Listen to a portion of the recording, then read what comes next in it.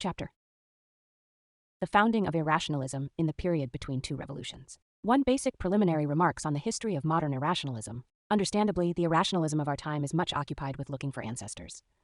Because it seeks to trace the history of philosophy back to a perennial struggle between rationalism and irrationalism, it finds it necessary to prove the existence of irrationalist worldviews in the Orient, antiquity, the Middle Ages, and so on. It is not worth enumerating all the forms taken by this deliberate distortion of the history of philosophy, for in dealing with the neo-Hegelians, for example, we shall find even Hegel presented as supremely irrationalist. So what comes about is an unprincipled eclectic mishmash, a totally arbitrary selection of famous or not-so-famous names without definite criteria for the choice. It may be said that only the immediate pre-fascists and fascists possessed a criterion, the degree of reactionary firmness. For that reason, Beimler excluded the early romantics of JNA from this illustrious gathering. For the same reason, Rosenberg recognized only Schopenhauer, Richard Wagner, Lagarde, and Nietzsche as classics of fascist irrationalism. At this point, let's just note in passing that the catchword, irrationalism, is relatively new as a label for a philosophical tendency, school, etc. As far as I know, it first crops up in Kuno F. Ischer's Fichte. Windelband, in his History of Philosophy, already deals with Schelling and Schopenhauer in a section headed Metaphysics of Irrationalism. This terminology predominates even more in Lask. At first, this use of the word irrationalism in such an enlarged sense met with critical reservations. But between the two world wars in particular, it became a generally acknowledged term for the philosophical stream whose history will be the subject of this book. In classical German philosophy itself, Hegel uses the word irrational only in its mathematical sense. When criticizing the philosophical directions we're discussing, he writes of immediate knowing. Even Schelling, too, still uses the expression in a derogatory sense, as a synonym for non-absoluteness. Only in the later Fichte do we find seeds of the present-day use of the word. In his attempt to come to terms with the triumphantly advancing objective idealism of Schelling and Hegel, F. Ichte wrote in his Science of Knowledge of 1804, the absolute projection of an object whose origin cannot be accounted for, where accordingly it is dark and empty in the middle space between projection and projectum, the projectio per haedem irrationalem, as I expressed it a little scholastically, but I think very tellingly. This recourse to irrationalism, like the whole of Fichte's later epistemology, had no influence on subsequent developments. Only in Lask can we see the influence of the later Fichte to any profound extent, while isolated fascists have endeavored to include Fichte's name in their role of ancestors. Hence, we are confining ourselves to indicating the most important terminological facts, and will deal in the following pages only with those representatives of philosophical irrationalism who became of historical influence. Needless to say, this terminological newness of the expression does not mean that the question of irrationalism did not already arise in classical German philosophy as a major problem. Quite the contrary. Our ensuing studies will show that the crucial formulations of the problem belong precisely to the time between the French Revolution and the period of ideological spadework for the Revolution of 1848. Hegel himself did not use the term irrationalism, but that, again, is not to say that he did not debate the problem of the relation of dialectics and irrationalism. He certainly did so, and not only in his polemic against Friedrich Heinrich Jacobi's immediate knowing. It is perhaps a coincidence, but an illuminating one, that his fundamental coming to terms with this subject begins precisely with geometry and mathematics. At all events, he was dealing, in this context, with the limits of the determinants of understanding, their contradictoriness, and the urging onwards and higher of the dialectical movement towards reason that now arose. Hegel wrote of geometry. In its course, however, and this is most remarkable, it finally meets with incommensurabilities and irrationalities, where, if it wants to take definition farther, it is driven beyond the principle of understanding. As frequently occurs with terminology, there now appears the inverse proposition that what we call rational is the sensible thing, but what is irrational is rather a beginning and sign of rationality. 4. The starting point of this statement was a special one, and it was still far from Hegel's mind to make general philosophical use of the terms employed. Yet here he was touching on the central philosophical problem of irrationalism's entire later development, namely those questions with which irrationalism has been always connected philosophically. These, as we shall see in the course of our studies, are the very questions resulting from the limitations and contradictions of thinking governed simply by understanding. If human thought detects in these limitations a problem to be solved, and, as Hegel aptly states, the beginning and sign of rationality, i.e. of a higher knowledge, then the encounter with them can become the starting point for the further development of thinking, for dialectics. Irrationalism, on the other hand, we are briefly summarizing in advance what we shall set out in concrete detail later, stops at precisely this point, absolutizes the problem, hardens the limitations of perception governed by understanding into perceptional limitations as a whole, and, indeed mysticizes into a super-rational, answer the problem, thus rendered artificially insoluble. The equating of understanding and perception of the limits of understanding with perceptional limitations as a whole, the introduction of supra-rationality when it is possible and necessary to proceed to a rational perception, these are the most universal hallmarks of philosophical irrationalism. What Hegel is here elucidating with a fundamentally important example is one of the central questions of the dialectical method. He defines the realm of laws as the quiescent image of the existing or phenomenal world. So to take here only the real gist of his line of thought, the appearance is the totality as against law, for it contains law but more besides, namely the element of the autonomously moving form. Here Hegel has elaborated the most general logical elements which constitute the most markedly forward-looking tendency of the dialectical method, the approximate-eyeing character of dialectica knowledge. And Lenin, who revealed this crucial aspect of the dialectical method, naturally the materialistic one, no longer fettered by Hegel's idealist limitations, vigorously stressed the significance of the statements by Hegel just quoted. That is an eminently materialist and remarkably apt definition. Law takes the quiescent element, and hence every law is narrow, incomplete, and approximation. 6. Here we cannot examine in greater detail Hegel's increasingly concrete statements on the dialectical reciprocal relations of law and appearance. It merely remains for us to point out briefly that in the course of these concretizations, Hegel surmounted the barrier of subjective idealism, where the general conditions cannot lie in objectivity, in objectiveness itself, and argued philosophically the objectivity of essence. Essence still lacks existence, but it is, and in a profounder sense than being. Law is therefore the essential appearance. 7, a definition whose fundamental importance Lenin too stresses strongly in the marginal notes we have quoted to Hegel's Science of Logic. With these statements, we can already define a little more closely the general methodological relation of irrationalism to dialectics. Since objective reality is fundamentally richer, more diverse and more intricate than the best developed concepts of our thinking can ever be, clashes of the kind we have depicted between thinking and being are inevitable. And so in times when the objective development of society and the consequent discovery of new natural phenomena proceed apace, great possibilities emerge for irrationalism to convert this advance into a retrograde movement with the help of mysticizing. Such a situation arose at the turn of the 18th-19th centuries, partly as a result of the social upheaval caused by the French Revolution and the Industrial Revolution in England, partly as a result of the crises in natural scientific thinking, the development of chemistry, biology, etc., on the basis of the age's fresh discoveries in geology, paleontology, etc. Hegel's dialectic, in its attempt to comprehend the problems now raised from the historical angle as well, was the highest stage in bourgeois philosophy, its most energetic attempt to master the difficulties intellectually, to create a method which could guarantee such an approximation of thought, the intellectual reflection of reality, to that reality itself. Now, irrationalism begins with this discrepancy between the intellectual reflection and the objective original. The source of the discrepancy lies in the fact that the tasks directly presented to thought in a given instance, as long as they are still tasks, still unresolved problems, appear in a form which at first gives the impression that thought, the forming of concepts, breaks down in the face of reality, that the reality confronting thought represents an area beyond reason, the rationality of the category system of the conceptual method used so far. As we have seen, Hegel analyzed this situation correctly. His dialectic of phenomenon and essence, existence and law, and above all his dialectic of the concepts of understanding, the determinants of reflection, and the bridge from understanding to reason indicate quite distinctly the real road to a resolution of these difficulties. But what if thought, for reasons to be analyzed in concrete detail later, stops short of the difficulties and shies away from them? What if it renders fundamentally irrevocable the constellation inexorably appearing? What if it hypostasizes the inability of specific concepts to comprehend a specific reality into the inability of thought, conceptions and rational perception in general to master the essence of reality intellectually? What if a virtue is then made of this necessity, and the inability to comprehend the world intellectually is presented as higher perception, as faith, intuition, and so on? Clearly, this problem will crop up at every stage of knowledge, i.e., each time that social evolution, and hence science and philosophy, are forced to make a leap forward in order to master the real questions arising. From this, it will be already evident that the choice between ratio and irratio is never an imminent philosophical question. It is not chiefly intellectual or philosophical considerations which decide a thinker's choice between the new and the old, but class situation and class allegiance. If we take the broad perspectives of centuries, it often seems almost unbelievable how important thinkers have halted at the threshold of a problem nearly resolved, and indeed have turned round and fled in the opposite direction. Only the class character of their stance can illuminate such enigmas. We should look for this social conditioning of rationalism and irrationalism not only in the mass of social injunctions and prohibitions. The great 17th century English materialist Thomas Hobbes aptly characterized the structure of this conditioning when he wrote, "For I do not doubt that if it conflicted with somebody's proprietorial rights, or with the interests of proprietors, for the 3 angles of a triangle to be equal to 2 corners of a square, then this thesis, if not disputed, would nonetheless be suppressed through the burning of all geometry books, as far as those involved were able to carry it through." Accordingly, it must be said that on no account is this element of a direct suppression of new truths to be underestimated either. Let us recall the beginnings of modern philosophy, the fate of Bruno, Vanini, and Galileo. This situation has undoubtedly exerted a major influence, manifesting itself in many striking ambiguities, and finding clear expression in the philosophical diplomacy of Gassendi, Bayle, Leibniz, etc. Similarly, connected with this is Lessing's public silence about his Spinozist views.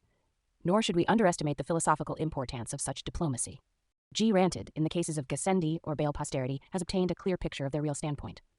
But in the case of Leibniz, this question has already become much harder to unravel, and Lessing's silence on Spinoza formed the basis for a totally false interpretation of his outlook.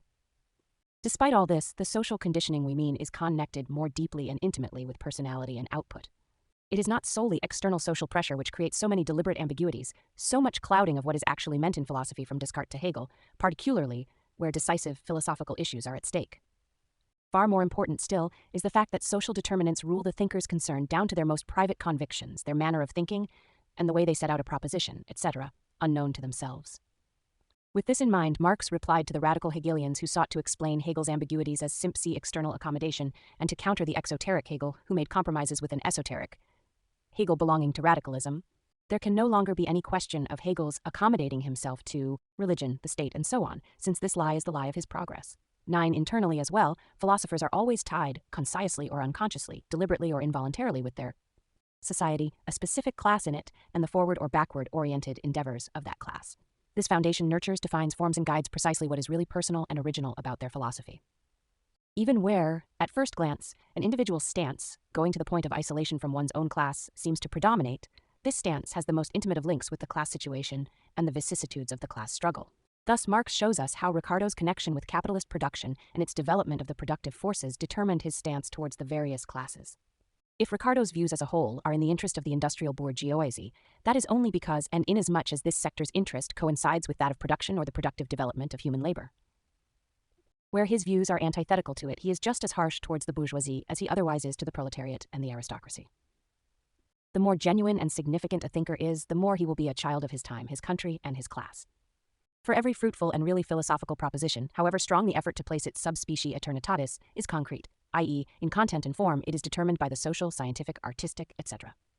exigencies and strivings of its age, and itself contains a real tendency to go forward or back towards the new or the old. Whether and how far the philosopher concerned is aware of this connection is a secondary problem. We have kept these observations on a general plane to start with. They lead us to a second question. Each period, and within each period, each class, playing a fighting part in the philosophical field, poses in a different form the problem initially outlined, a problem out of which an irrationalism may arise in specific circumstances. Admittedly, the dialectical tension between rational conceptualization and its material from reality is a general fact of the perceiving relation to reality. But the manner in which this problem emerges in each instance, and in which its resolution is tackled, or alternatively evaded and fled from, varies qualitatively in accordance with the historical situation and the historical evolution of the class struggles. These differences touching the structure of the propositions and solutions manifest themselves very distinctly as differences between philosophy and individual sciences. The sciences are often in a position to resolve directly the problems that life poses, often without bothering very much about the philosophical consequences. Take, for example, the development of mathematics, where important dialectical problems are correctly posed and resolved, but the greatest dialectical pioneers are as little aware of their discovery of new dialectical territory as was Molière's gentilhomme, of the fact that he was always talking in prose. Philosophy, on the other hand, is compelled to tackle fundamental questions concerned with a worldview no matter how the answers turn out. But this difference too is relative, and so at the same time historically relative as well. For in specific socio-historical circumstances, the utterance of a purely scientific truth without any philosophical generalizing or a prompt drawing of philosophical conclusions from it may go directly to the center of class-based conflicts of worldview. That was once the case with the Copernican theory, and it happened later with Darwinism. Today it is happening with the further development of Darwinism by Michurin and Lysenko. On the other hand, there were relatively long-lasting philosophical tendencies which made the avoidance of any proposition related to a worldview the fundamental program and core of the method. Here we wish only to suggest that a specific stance in the sense of a class-based worldview, that is, a philosophical partisanship, is of course implicit in all such evasions. That is so with precisely the most significant manifestation of the type just indicated, Neo-Keynesianism and positivism in the second half of the 19th century. It is, I think, unnecessary to take this general analysis any further. Already it is evident that the specific form of evading a decisive philosophical proposition, bound up in methodology with a worldview in which we have recognized the general basic shape of irrationalism, must manifest itself in qualitatively different forms at different stages of social and, accordingly, philosophical development. From this it also follows that irrationalism cannot possibly have a unified, coherent history, like for instance, materialism or dialectics. And this applies even if irrationalism or something very like it can be established in the most diverse crisis periods of very different social formations. Of course, the autonomy of such histories of a development is extremely relative too, just as the entire history of philosophy can be comprehended and portrayed in terms of rational science only as part of the total history of society. only with the history of mankind's socio-economic life for its basis. Marx's statement in the German ideology, not forgetting that right has a history of its own as little as religion does. 1.1 naturally refers to the history of philosophy as well. But with irrationalism, something else, something more is involved. Irrationalism is merely a form of reaction to the dialectical development of human thought. Its history therefore hinges on that development of science and philosophy, and it reacts to the new questions they pose by designating the mere problem as an answer and declaring the allegedly fundamental insolubility of the problem to be a higher form of comprehension. This styling of the declared insolubility as an answer, along with the claim that this evasion and sidestepping of the answer, this flight from it, contains a positive solution and true achievement of reality, is irrationalism's decisive hallmark. Agnosticism too avoids answering such questions, but it confines itself to declaring them unanswerable and more or less openly rejects the possibility of solving them in the name of an allegedly exact scientific philosophy. Granted, this is only to characterize two poles. In actual philosophy, especially that of the imperialist period, we find all kinds of links between agnosticism and irrationalism, with the first frequently turning into the second. Not to mention the fact that, for reasons we shall often encounter again, almost every modern irrationalism more or less props itself up on the epistemology of agnosticism. Therefore, on the reactionary side, every major crisis in philosophical thinking as a socially conditioned struggle between burgeoning and decaying forces produces tendencies to which we might apply the term irrationalism. Whether the general employment of this term would have any scientific purpose is, we admit, questionable. On the one hand, it could give rise to the false impression of a uniformly irrationalist line in the history of philosophy, such as modern irrationalism has actually tried to give. On the other hand, modern irrationalism, for reasons we are about to state, has such specific conditions of existence, stemming from the peculiarity of capitalist production, that a uniform term would easily blur the specific differences and would modernize in an unacceptable way oid intellectual tendencies that have little in common with those of the 19th century.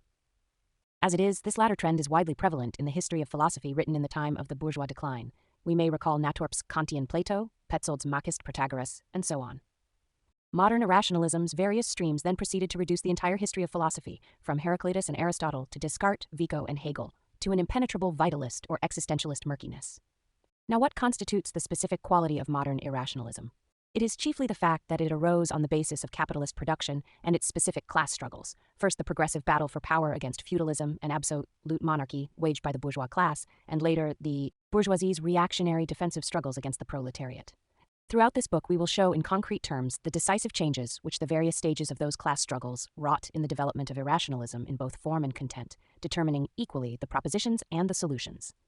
And we will show how they altered its physiognomy. Now, if we wish to sum up the fundamental importance of capitalist production to our philosophical problem, we must emphasize first of all a major difference between capitalist and pre-capitalist development, the problem of the productive forces development. In slave societies, the contradiction between the forces and the conditions of production expresses itself at that critical point in the system which we find of decisive importance in the ever-increasing regression and stunting of the productive forces, whereby a process was initiated which made the survival of the slave system as a society's economic and social basis impossible in the long run. In feudal times, the same contradiction was already expressed in a markedly altered form. In the lap of feudal society, the bourgeois class, originally a mere component of the feudal formation itself, evolved its increasingly superior productive forces, whose constantly growing development was ultimately bound to shatter feudalism. We cannot now examine the various forms this process evinces in England, France, etc., although precisely these variations profoundly affected the specific nature of the class struggle and the particular character of Anglo-French philosophy, etc. But the productive forces development since the rise of capitalist production has differed qualitatively from all earlier social formations. The very pace of their evolution has a qualitatively new accent to it. This, however, is connected also with an unprecedented internal interaction between the development of science and the ascent of the productive forces. The immense upsurge of the natural sciences since the Renaissance can be traced primarily to this interaction, but the further sequel to all this was that on the one hand, the bourgeoisie's reactionary development in the political, the social, and our particular concern, the ideological sphere, began at a stage in history at which the forces of production were still energetic ally ascending. Naturally, the obstruction of the productive forces development by the conditions of production also occurred in capitalism.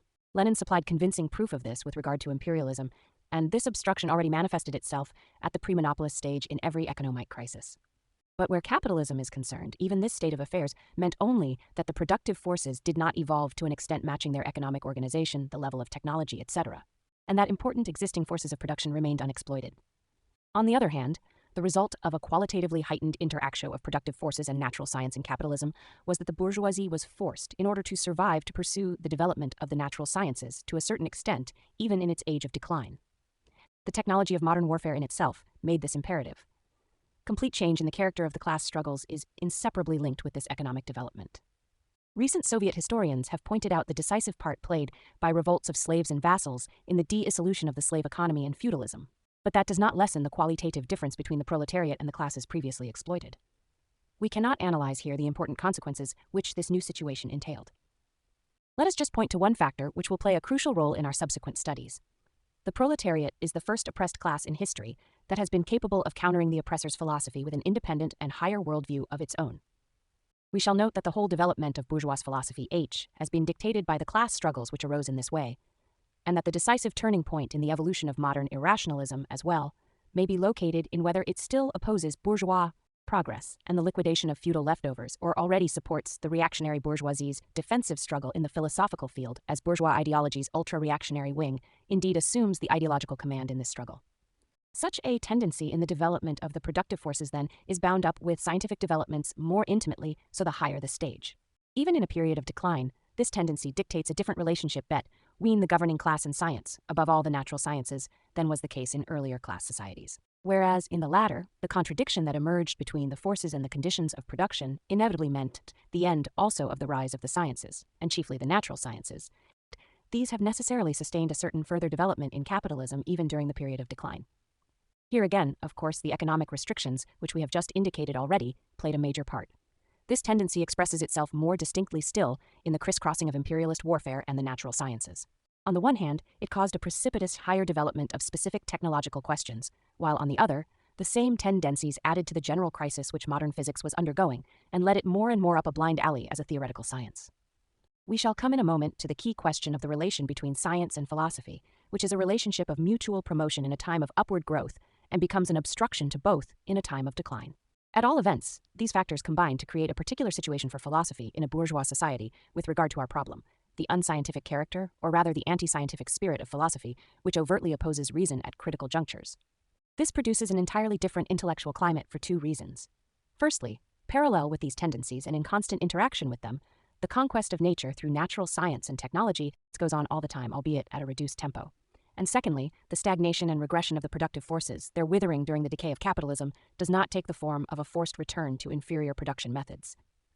The new situation for modern bourgeois philosophy, which now originated and which determined the specific features of modern irrationalism, was further heightened and exacerbated to a special degree through the conversion of constantly growing natural scientific and historical knowledge into a new quality, through the irreversible philosophical consequences of this growth, and through the effect which this development had on the issue of religion. Here, once again, the capitalist development occupies a unique position in history to date. Previously, religious crises always accompanied the critical dissolution of social structures, but in the process, and this includes the genesis of capitalism, one religion was superseded by another each time. The fact that the origin of capitalism manifests itself as a crisis within Christianity makes no difference. Not only did the Reformation create a new religion, although likewise a Christian one, the development of Catholicism in the Counter-Reformation also signifies a qualitative change compared to the Middle Ages. However, in spite of the intolerance and aggression of the various churches, which perhaps had never been so strong before, religion during this period was already starting to be forced on the defensive philosophically. The new sciences evolving during the Renaissance, especially the natural sciences, differed from those of all previous stages of evolution in that they were not only hostile to religion in their philosophical foundations and consequences, as was ancient natural philosophy, but undermined the foundations of religion through exact findings precisely in their specialist inquiries. And this still applied where the researchers concerned stood personally on a religious footing, and these consequences were thus unintentional. Religion's defensive posture stemmed from the fact that it was no longer able, as in Aquinas' time, to create a world picture from a set of religious principles, a world picture which appeared and presumed to include and embrace the principles, method, and findings of science and philosophy. Cardinal Bellarmine was already forced to adopt an agnosticist position with regard to the Copernican theory, i.e., to admit atheocentrism as a useful working hypothesis for scientific praxis, while challenging the competence of science to make a statement about true reality. This is not the place, and hence it cannot be our aim to portray, even in mere outline, the phases of this development, its crises and struggles. Here we can only make some basic observations. Firstly, it should be remarked that already in nominalism, this development as a struggling New World picture of anti-religious tendency in opposing the old religion began and was perpetuated as a struggle by one religious form against another, as an internal tussle between religions. That was also the case in the bourgeois revolutions and even partly in the French Revolution. Let us recall Robespierre's cult of the supreme being. That is to say, The bourgeoisie as a collective class was incapable of radically doing away with religious consciousness. When its ideologists, and chiefly the great materialists of the 17th and 18th centuries, had a will to go that far, the sciences had not yet developed to an extent enabling their world picture to be really filled out on the basis of a radical immanence. Engels wrote of the period, "The philosophy of the time deserves the greatest credit for not letting itself be led astray by the age's limited knowledge of nature, and for persisting, from Spinoza to the great French materialists, in explaining the world from its own premises, leaving a detailed rationale to the natural science of the future." 1-2. The scientific possibility of explaining the world from its own premises has become greater and greater. In our own day, it is in the process of reaching completion with the approach of our knowledge to the concrete transitions between inorganic and organic nature. The astronomical hypotheses of Kant and Laplace, the discoveries of geology, Darwinism, Morgan's analysis of primitive society, Engels' theory of the role of labor in the humanization of the ape, Pavlov's doctrine of unconditioned and conditioned reflexes and of the second signal system, the further development of Darwinism by Mishkin and Lysenko, research into the origin of life by Oparin and Lepeshinskaya, etc., are a number of milestones on this road. However, the further bourgeois society proceeds to develop, the more the bourgeoisie just defends its power against the proletariat, and the more it turns into a reactionary class. The less often bourgeois scholars and philosophers will be prepared to draw the philosophical consequences from the facts already so abundantly present. And bourgeois philosophy will turn more firmly to irrationalist solutions when the development approaches a point calling for a step further in an immanent explanation of the world, an interpretation of it from its own premises, and the rational comprehension of the dialectic of its own movement. Such crises, naturally enough, are by no means of a purely scientific character. On the contrary, the exacerbation of a scientific crisis, the compulsion either to advance dialectically or to take flight into the irrational, nearly always coincides, and not by chance, with major social crises. For as much as the development of the natural sciences is determined chiefly by material production, so the philosophical inferences stemming from their new propositions and answers, their problems and attempted solutions, depend on the class struggles of the period concerned. Whether the philosophical generalizations of the natural sciences are forward-thrusting in methodology and world outlook, or are restrained from advancing, i.e., the side which philosophy takes on this question, is decided, consciously or unconsciously, by their representatives' position in the class struggles of the relevant period. This holds good to a heightened extent for the relationship of philosophy to the social sciences, chiefly economics and history. Here the connection between the direction of the philosophical stance, forward or backward-looking, and contemporaneous class struggles is more inward and intimate. We see this link at its clearest in Hegel. Although many important philosophers have expressed themselves less directly on the economic and socio-historical questions of their time, we could easily trace the same link between their epistemological standpoint and their socio-historical and economic stance. Although presented in very general terms, this concretization of our picture, as initially outlined, of irrationalism's philosophical roots already shows the shakiness of that search for ancestors so eagerly pursued by modern representatives of this direction. All in all, the basic philosophical tendency from the 16th to the first half of the 19th century was a vehement forward thrust, a vigorous urge to master intellectually the whole of reality, nature, as well as society. The impetuous development of the sciences, the enlarged horizon in surveying phenomena in both domains, therefore raises dialectical problems all the time. Metaphysical thinking, chiefly as the result of this scientific development, dominated this period up to the start of classical German philosophy. But significant, if often only instinctive, dialecticians emerged everywhere, and dialectical problems were raised and solved in the sciences, often without philosophical awareness. Even thinkers whose epistemological approach was a metaphysical one often cast off their shackles when it came to concrete questions and discovered new dialectical realms. Engels presents this situation very clearly. Modern philosophy, although it gave rise to some excellent dialecticians, became increasingly rooted, especially through England's influence, in the so-called metaphysical mode of thinking. And this also dominated, almost exclusively, the French thinkers of the 18th century, at least in their specialist works of philosophy. Outside philosophy proper, they were similarly capable of producing dialectical masterpieces. Let us mention just Diderot's Rameau's Nephew and Rousseau's Discourse on the Origin of Inequality Among Men 13. The main philosophical controversy of this period, too, was that between materialism and idealism. After materialism had already made a start in the Middle Ages, it waged its first major public battle with idealism in the debates on Descartes' Meditations, when its most important exponents in that era, Gassendi and Hobbes, spoke out against Descartes. That Spinoza further reinforced these tendencies is a matter requiring no closer analysis. And the 18th century, particularly in France, brought with it the greatest flowering of metaphysical materialism, the age of Halbach, Helvetius, and Diderot. In English philosophy, as a result of the ideological compromises of the Glorious Revolution, the chief official line was agnosticist-idealist, but the continuing emergence of outstanding and influential materialist thinkers, or thinkers inclining to materialism, must not be overlooked. How strong the conviction was, even among thinkers who were not declared materialists, that consciousness is determined by being, is shown by the famous similes, recurring in various forms, of the human idealist illusion of free will. Not only Spinoza's image of the tossed stone or Bayle's weathercock, but also Leibniz's image of the magnet. It is evident that religious reactionary opposition to this advance by materialism, this imminent trend in cosmology and anthropology, and the possibility of a society function in without, beyond, and a Christian transcendental morality, Bayle's Society of Atheists, Mandeville's idea of vice as the basis of social progress, etc., was voiced in violent polemics. It is similarly evident that these polemics inevitably expressed some ideas which were later to play an important part in modern irrationalism as well. This was the case, above all, where the thinkers concerned were already more or less guided by the feeling that conventional theological arguments no longer sufficed to rebut materialism, at least in respect of methodology, and that the Christian religion's concrete, substantial world picture had to be defended with a method which was more modern, more philosophical, and therefore more in line with irrationalism. In this sense, individual figures from this stage of development, such as Pascal in relation to Cartesianism and F.H. Jacobi in relation to the Enlightenment and classical German philosophy, may be regarded as precursors of modern irrationalism. In both, we can clearly see the flinching from social and scientific progress as dictated by their period's pace of development, and against which the pair, Pascal especially, formed a kind of romantic opposition, criticizing its results from a rightist angle. In Pascal's case, the double line of this critique is distinctly visible. Pascal provides a keen-witted, acute critical description of aristocratic court society and the nihilistic moral consequences which were the necessary product of the dissolution that was already plainly setting in. He often borders in these descriptions on the writings of La Rochefoucauld and La Bruyère. But whereas these authors bravely faced up to the moral problems now arising, Pascal registered them only in order to gain a seasonable pathos as a springboard for his Sat Mortale into religion. With La Rochefoucauld and La Bruyère there ensued, if only in an aphoristic or descriptive argumentative fashion, a strong approximation to the dialectic of morality in the nascent capitalist society.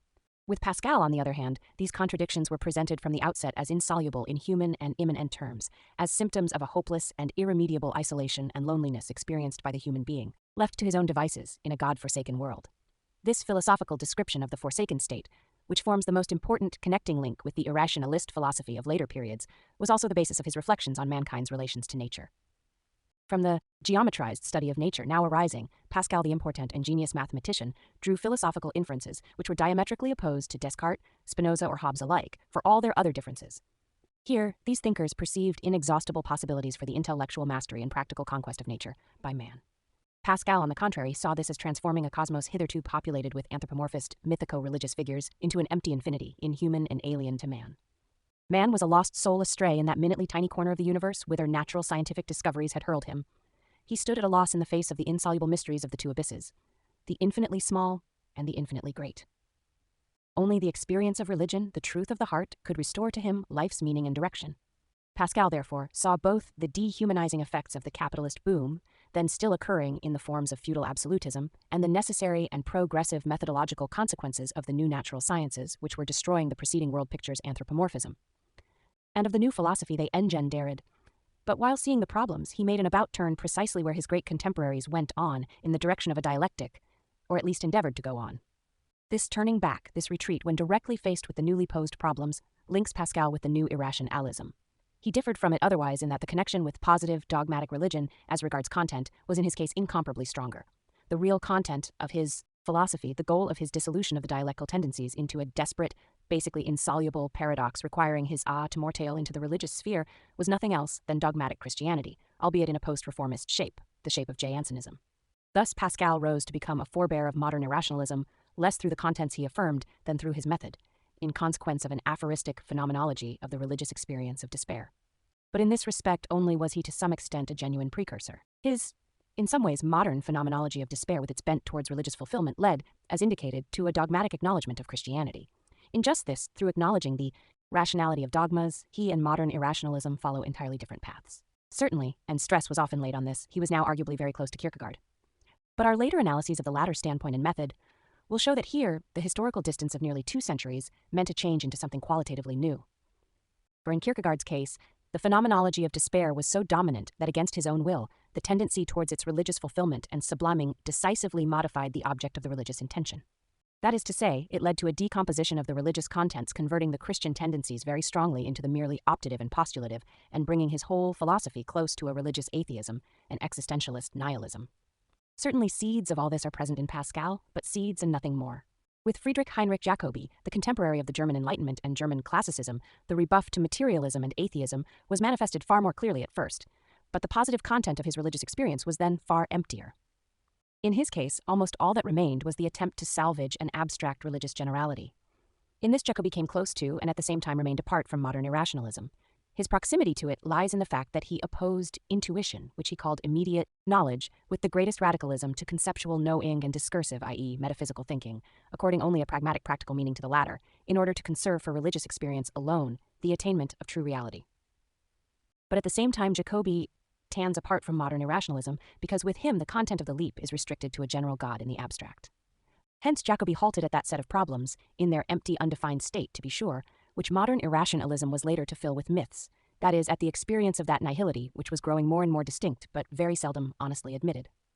And this experience was presented as a purported search for true substance, intuitively turning aside from dialectics. The vacuum of Jacobi's immediate knowing still contains the same illusions which pervade the German Enlightenment's theism.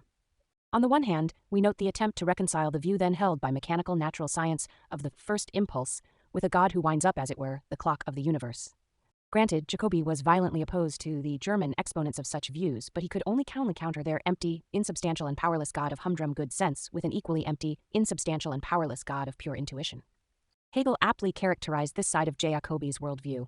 In the end, immediate knowledge of God is only meant to extend to saying that God is, not what God is, for the latter would be a perception and refer to mediated knowledge. Hence, God as the object of religion is expressly limited to God in general, to the indefinite preternatural, and religion is reduced to a minimum in its content. 14. On the other hand, Jacobi shared with the surviving section of the German Enlightenment a philosophical hostility towards the important thinkers who attempted, in the 17th to 18th century, to outline a world picture aspiring above the current level of the natural sciences, one that was self-contained, dialectically animated, and based on the autonomous movement of things themselves. The upshot was, in Jacobi's case, that he faced the dialectical tendencies of his contemporaries as uncomprehendingly as he rejected the pseudo-rational German Enlightenment figures affiliated to Wolff's scholastic metaphysics. Later, he criticized classical German philosophy from the same standpoint as the great minds of the 17th to 18th century. Now, incapable even of welcoming the irrationalist tendency emerging with Schelling, a colleague and ally, he also assailed this with the arguments of his Spinoza controversy. So, despite the common feature we have indicated, Jacobi was not a real representative of modern irrationalism either, only he came markedly nearer to it in two respects than anybody else at the time. Firstly, he proclaimed intuition in all its nakedness and abstractness to be the sole method of true philosophizing, and did so with far greater candor and honesty than the later irrationalists. For he stated that the arguments of someone like Spinoza were irrefutable, although this meant that they inevitably led to atheism. Thus, he said in his famous discussion with Lessing, Spinoza is good enough for me, but what poor salvation we reach in his name, 15. This position produces a certain affinity between Jacobi and the beginnings of modern irrationalism. For the acuter the social antitheses and the more imperiled the situation of the religious worldview, the more vigorously the irrationalists denied that there was a faculty of rational perception of reality. This line already starts with Schopenhauer. Hence, Jacobi sought his road to immediate knowledge. He said of such knowledge in the same discussion, its ultimate purpose is what cannot be explained, the indissoluble, immediate, and simple. 16. At this point, however, all the methods of philosophical perception are switched to a purely subjectivist track.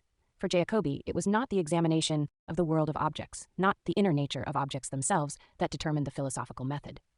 Instead, the true or false object of philosophy arose in accordance with the thinker's subjective attitude. Hence, in the polemical writings of his youth, Hegel already drew a parallel between Jacobi's philosophy and the subjective idealism of Kant and Fichte. This pair endeavored to develop from their subjectivist standpoint a philosophically objective method of perception, whereas Jacobi aligned himself quite openly with extreme subjectivism. He did so not only in the epistemological field, but also in that of ethics. Jacobi expressed his standpoint in relation to Fichte in the most vivid terms. His avowal reads as follows: Yes, I am the atheist and godless man who, contrary to wants to lie as Desdemona the will, that wills nothing lied with her dying breath, wants to lie and dissemble as Pylades did for Orestes, wants to murder like Timoleon, break the law and oath like Epaminondas, like Johann de Witt, commit suicide like Otho, commit desecration like David. Indeed, I want to pluck ears of corn on the Sabbath, simply because I am hungry, and the law is made for man's sake, not man for the law's sake. I am this godless man and laugh at the philosophy, which consequently calls me ungodly, laugh at it and at its supreme being. For I know with the most hallowed certainty that is within me, that the privilegium aggratiandi with regard to such crimes against the pure letter of the absolutely general law of reason is the authentic prerogative of man, the seal of his dignity, his divine nature. 7. To make this historically concrete, it will be useful to point out that on the one hand, Jacobi correctly draws attention to certain central flaws in Fichte's subjective idealism, to the will that wills nothing and the abstract generality of his ethics. On the other hand, however, his own ethical requirements have as their substance only an unprincipled self-adulation, a subjective rhapsodizing over the bourgeois individual, his endeavor to be an exception. Hence, he did not want to revoke the general law, but only to guarantee the bourgeois individual's right to a special position, the aristocratic prerogative of the bourgeois intellectual to form an exception to the general rule, at least in Jacobi's imagination, for of course it never occurred to him to commit the aforestated deeds in reality. So Jacobi turned the epistemological and ethical questions into subjective psychological problems. Now, a blurring of the frontiers between epistemology and psychology is one of the most important characteristics of modern irrationalism. It is therefore interesting to establish that this tendency appeared still quite barefaced in Jacobi himself, and that Hegel criticized this characteristic of immediate knowledge from this angle. In this respect, we have to state that it is the commonest of experiences that truths which we know very well to be products of the most complex, highly mediated studies present themselves directly in the consciousness of some body to whom such perception has become second nature.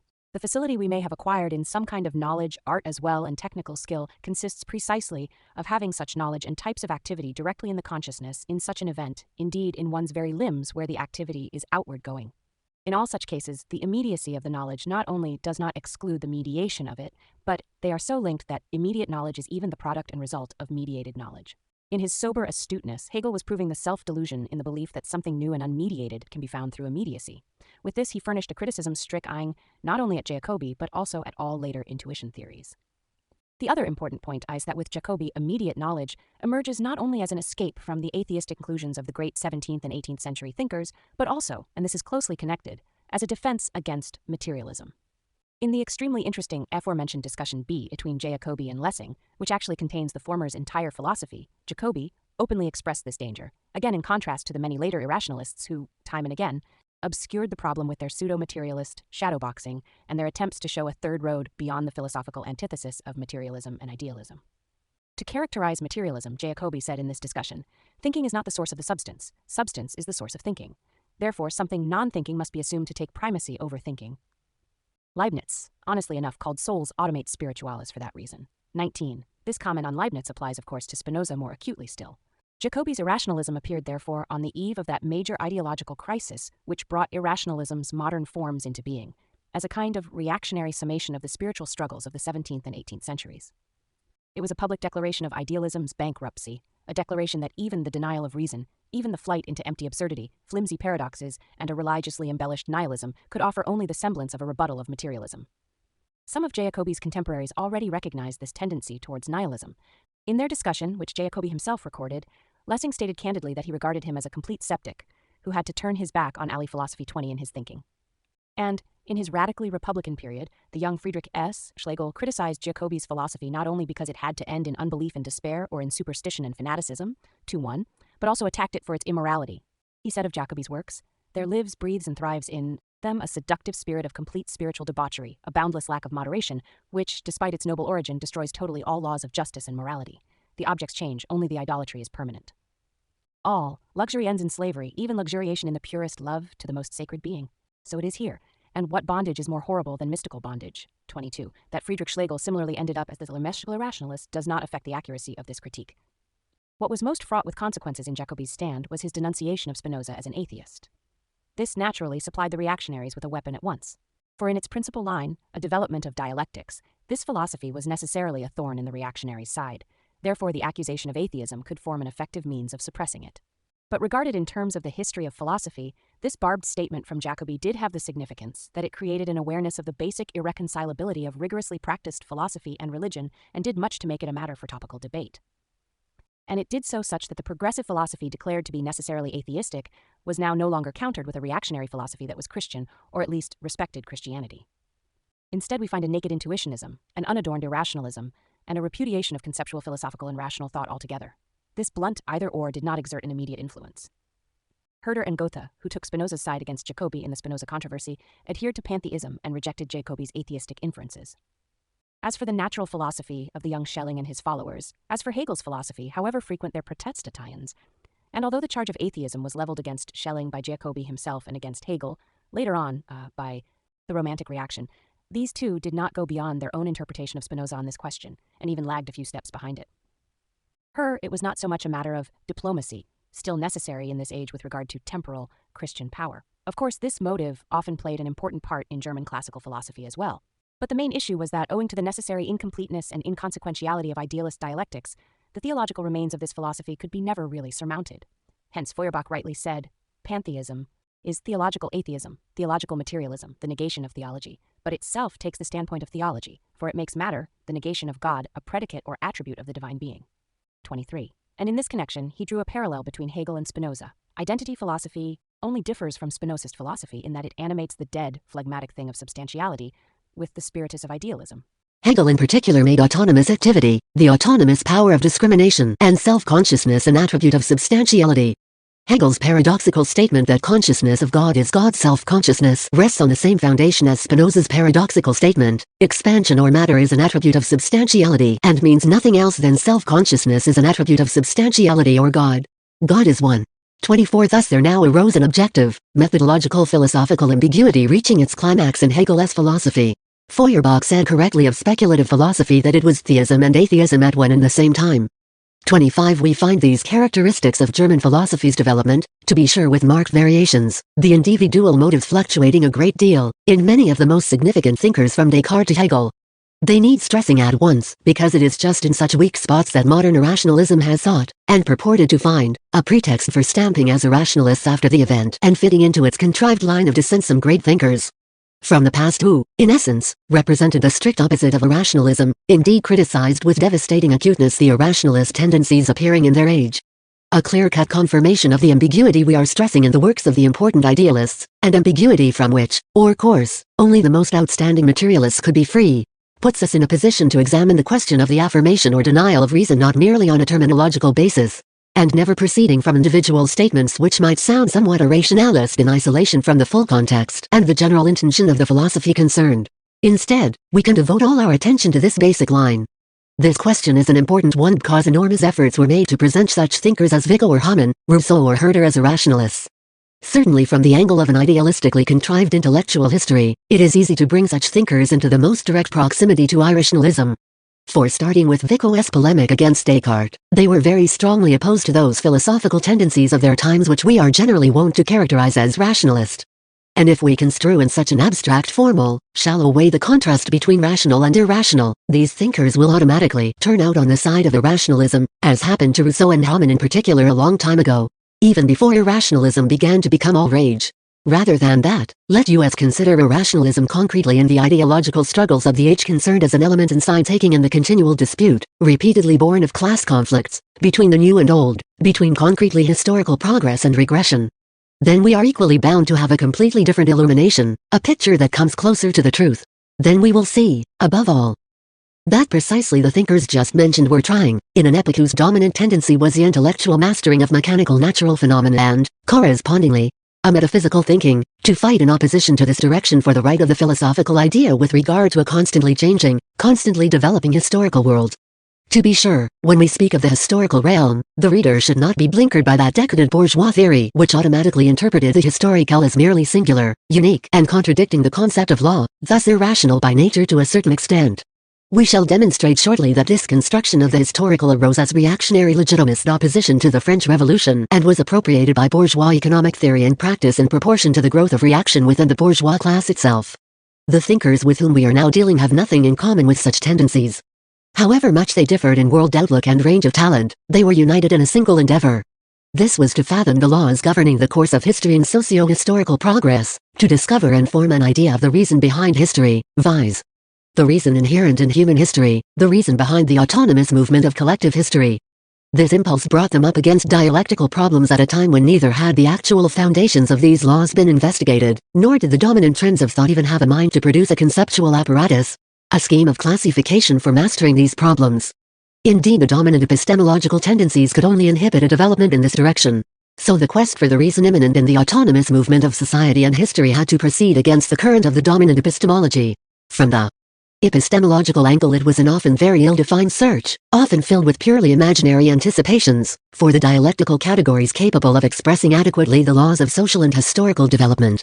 There was, for example, the young Goethe's distaste for the rationalist philosophy of his age. Remarkably, but by no means fortuitously, he always made an exception of Spinoza.